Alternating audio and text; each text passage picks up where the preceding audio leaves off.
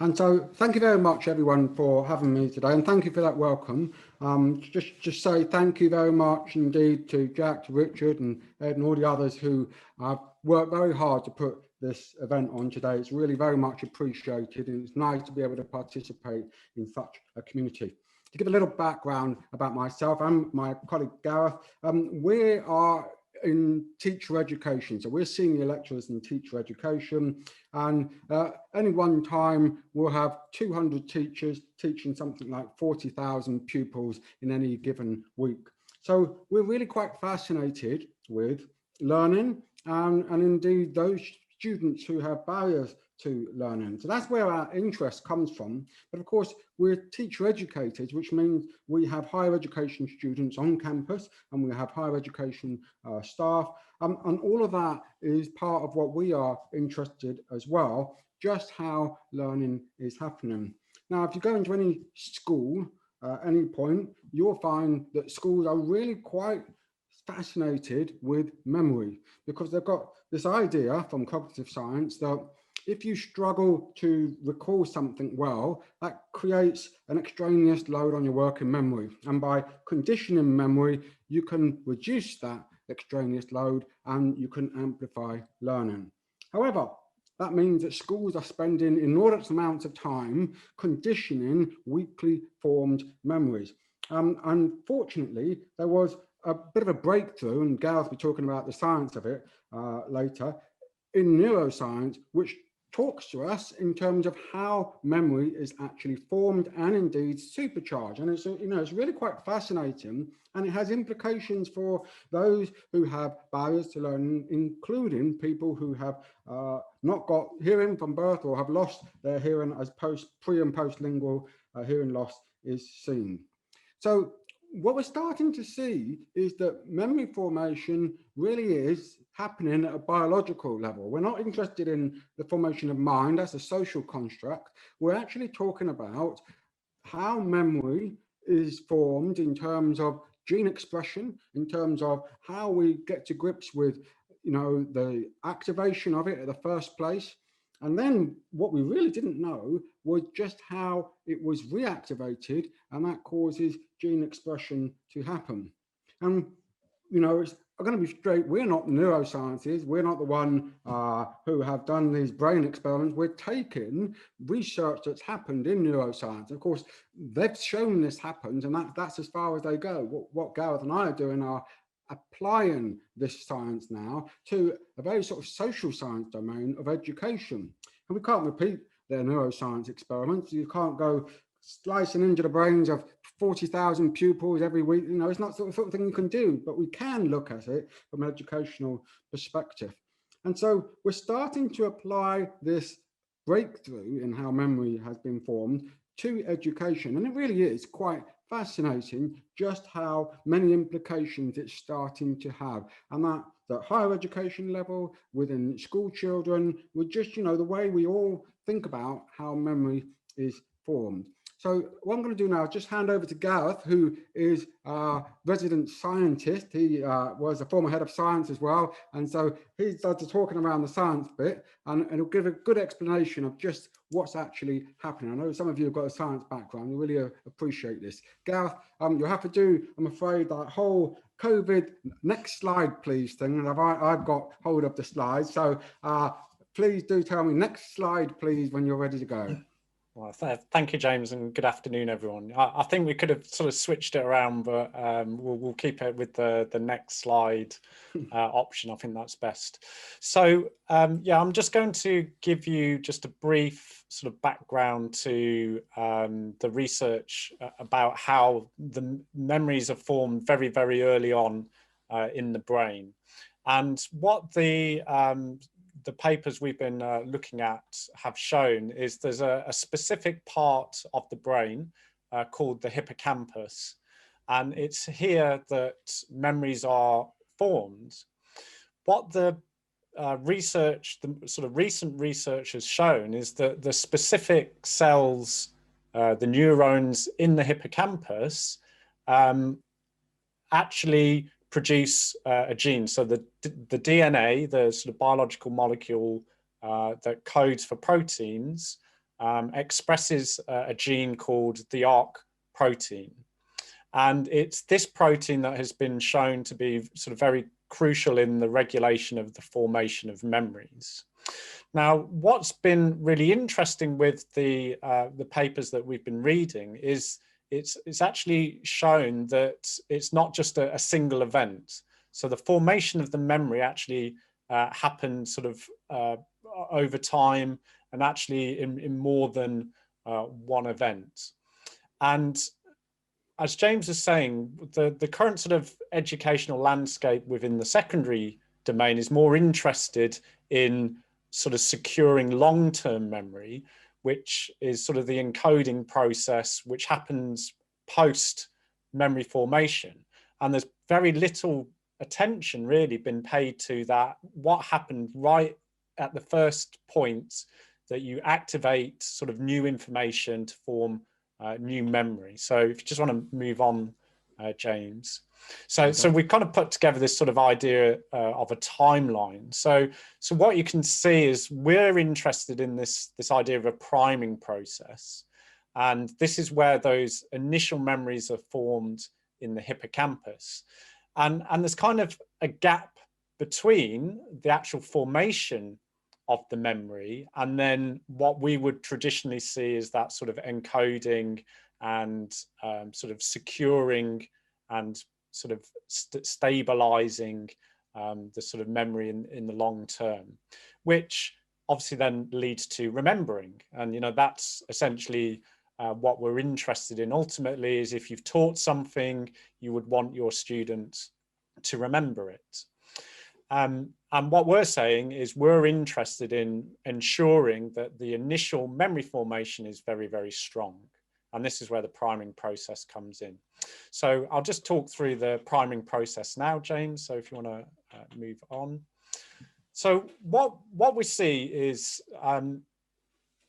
when new information is delivered to a student, we get an activation of the DNA, and basically we get some expression of the ARC protein.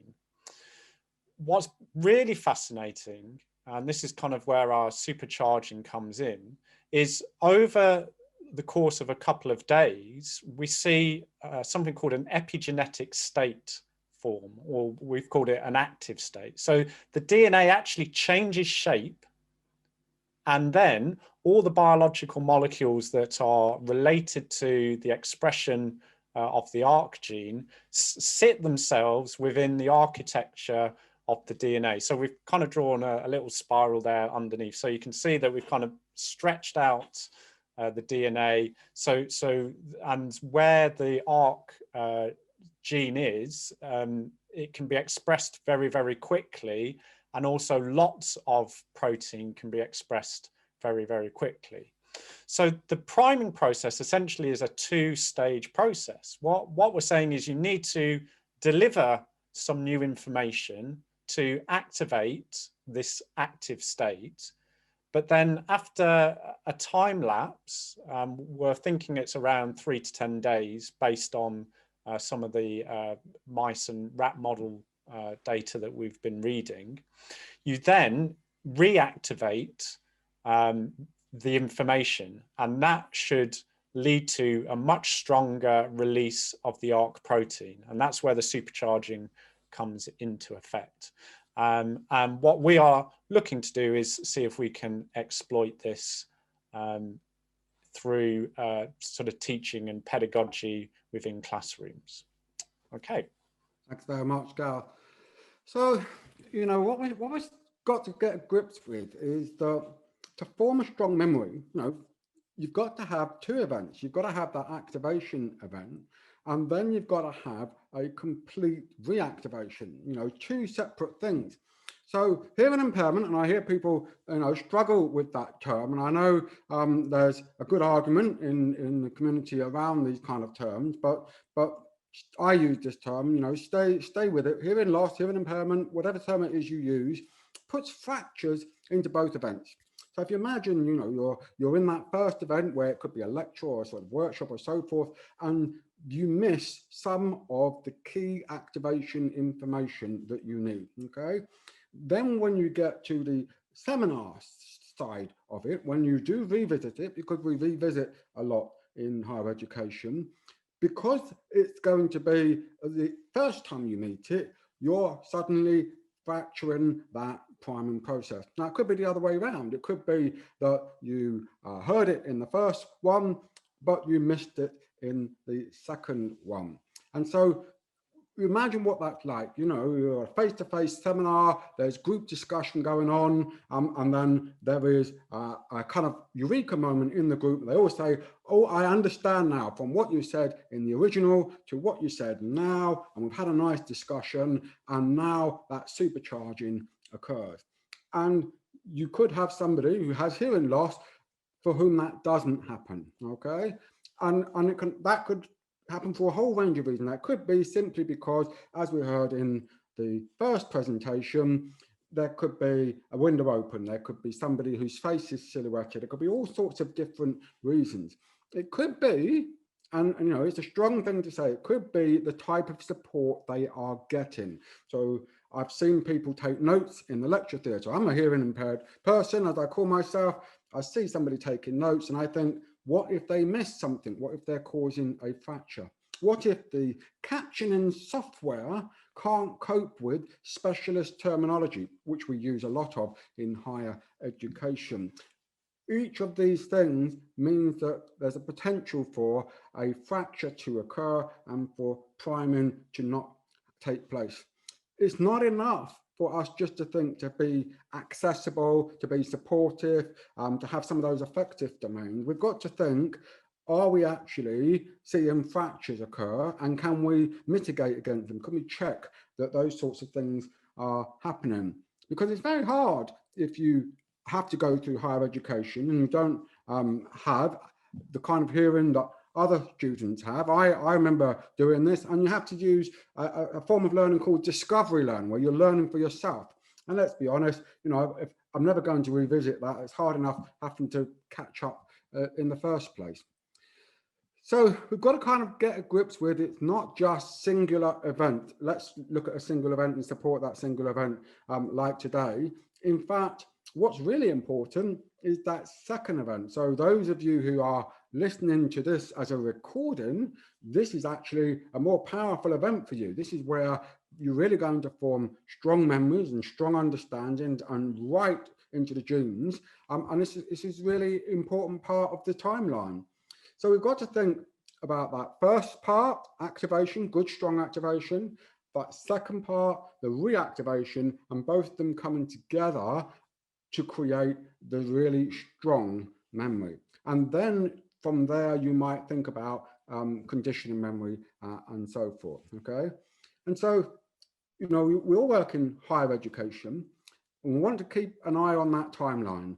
We've got content learned in week 1, and have we, you know, made sure that we've supported well. We've got content learned in week 2, for example, and revisited through warm reactivation. And then we've got to be aware of what's been missed from that first event, what's been missed from that second event, what's going to need a third event if that supercharging is going to take place. Once you've got the supercharging, then you get that really strong memory. As Gareth is saying, they're measuring it. They can see the genes written there, okay? It still needs to be stabilized, but by the time you get to week 3, that's when you get the really strong memory, which is important if you think strong memories are a really crucial part of learning. So, you know, we've been trying to think about some of these terms, you know, barriers to learning, for example, and a barrier to learning could be something which affects the priming process. It creates fractures, it prevents the activation or the reactivation, and therefore barriers to learning become barriers to strong memory formation, which is a very, very kind of different thing. Remember, learning is something that happens a little bit later. Memory formation is something that you need as a foundation upon which to do learning. And lots of things can affect memory formation, because if you think about absence, for example, you know, those of us who had to go to audiology appointments and so forth, that has an impact, ear infections and things. We've got the sensory impairments, but then, you know, hearing loss comes with other conditions, doesn't it? It's not always just a solo condition. Sometimes it's a multi-conditional sort of form there. So you might be somebody who's got neurodevelopmental conditions as well as hearing loss. All of those things then become potential breakages or fractures or preventing the activation to learning. So Gareth and I are doing quite a big study across 100,000 pupils in 40 primary and secondary schools, all signed up ready to start in September. And we've got a book which is coming out, and it's going to be on priming and just how not just teachers and higher education, but anybody can supercharge their learning by using some of the ideas. And now we're looking at higher education as well, and we're saying it's a similar thing here. It's not just in schools. This is a really crucial part. If you think memory formation, strong memory formation is important in learning, then, you know, this is something we've really got to have a look at and think, how can we really mitigate against some of those? And I really think, particularly in higher education, I think, I mean, Gareth is a chemist by trade, and I just stopped the sharing here, I think, because it's good to try and just talk a little bit about it. And, you know, Gareth, when you're talking in mathematical language or scientific language, it must be so hard for the caption to pick these things up. Would you, I mean, you know, do you notice that? Yeah, thanks, James. So absolutely. So, you know, if you think about maths and chemistry, you know, which is my domain, we use sort of models and our own sort of language rules, you know, such as the periodic table, equation, to kind of simplify concepts. So, you know, if you wrote an equation on the board, if you actually then think about trying to talk through that's quite tricky. So, you know, again, that's something to kind of think about. You know, how do you sort of relate or interrelate the caption technology to sort of equation, or, you know, if I'm, you know, as a lecturer, I might sort of use more sort of chemical terms, like we tried this yesterday, didn't we, James? We talked around, so talking around something like simple as a sodium ion, for instance, you know, I would call that Na+, but how would the captioning software pick that up? Would it just be the sort of the English words, like, or would it be actually the chemical symbols? So it's very hard where you've got sort of quite sort of bespoke sort of technical areas of study. Thanks very much. So just to remind you, this is not theory, this is not sort of speculation, this is kind of like a scientific thing. They've found this out for sure for science, which is all very well in the neuroscience area, but then we've got to come and take those ideas and apply it to education. And so it's not the way that they would do research, but it is the way that we can do research. You start to think about how memories are formed, and in particular, if you think about hearing loss and just how some of those fractures can occur, and then how we can do it. And I know Richard said to me before the presentation, can you send a list of some of the more complex words, scientific words you might be using, to make sure our signer has first sight of them and is not thinking in the middle of signing this presentation, oh my gosh, how do I sign this particular word? So that's the type of thing that you really have to think about when you are making the adaptations there, you know. So I hope you've all enjoyed that presentation. It's fascinating to us. And as I've said, if you are interested in looking at this further, do drop me an email. We are looking to undertake a study in higher education. Okay, thank you very much. And back to you, Ed. Thank you so much, guys. That is like we've had loads of questions and loads of chats and stuff, just saying that like, yeah, it's really incredible research that you're doing. And a couple of questions actually, because I know we're short on time. I'll ask you one. There are a lot of questions that you can answer if you want to whilst we go on to the next speaker, but one in particular is, when is the book coming out? Oh, it should be around about September, October. We're about halfway through writing it, Gareth and I. We've got the publishers are on us to continue completing it. So it should be in time for the second half of this year. Okay, that's great. Well, what I'll do is I'll make sure that I get that out to people, because yeah, a lot of people seem to be really interested in it, and yeah, it's yeah, very, very interesting. Thank you so much, guys, Thank you very much for having us here today. It's been a pleasure. Yeah, thank you so much. Really appreciate it, and yeah, super, super interesting. So thank you so much.